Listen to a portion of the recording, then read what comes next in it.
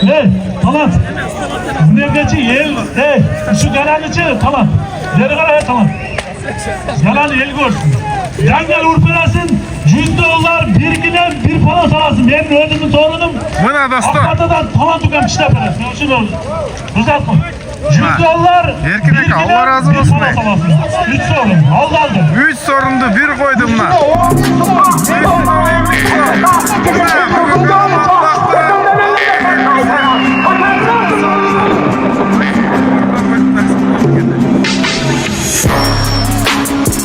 Aldı gitti.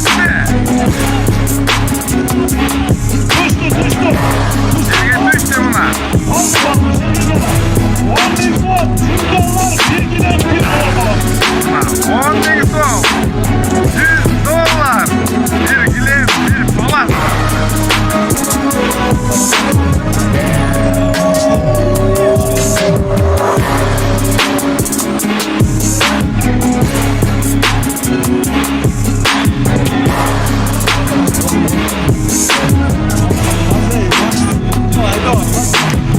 Ha sorunu basmaydı.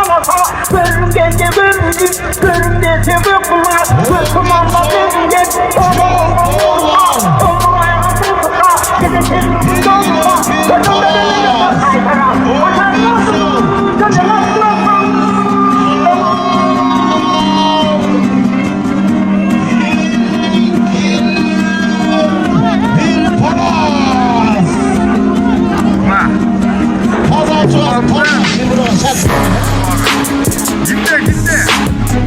Öterim kaldı.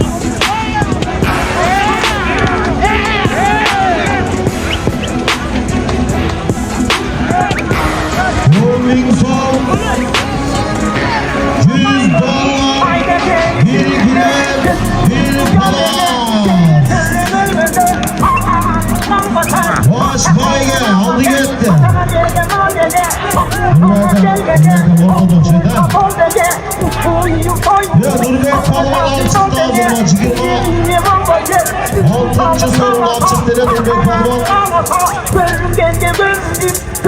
Aysettin'den Yergili Samatlı'dan Ruslan Lozan Marşal degen atmaya kalktı. Hadi çıkana daha bir reklam lazım.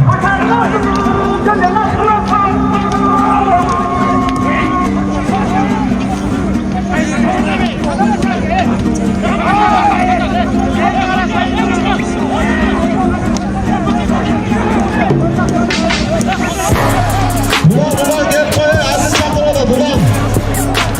Ulan gel koy. Hayır, Bekemol, pardon Bekemol. Hayır. Kimde? Hayır baba. Ay barakallah. Hayır baba. Akil etmeni. Olaman baktım basmaya geçsin lan. Şair baba. Kaç oldu? 10.000 son. $100. Vergilen bir polat. İslam'dın toyunda. Rahmat. Şair Palvan'a Mahmut'un Şair Palvan. Bu da büyük Alamadullah'tın baş payyesi taşlagan Palvan. 10.000 son, $100. Bir gilem, bir palaska taşlagan Palvan. Noken rayonu, Yergeç Halife Lökbet'e karıştı. Karabulak elin Palvanı. Bu da büyük Alamallah'tın lideri. Bugün Kalamallah'tın çempiyonu Şair Palvan. Aslında Karavlak'tan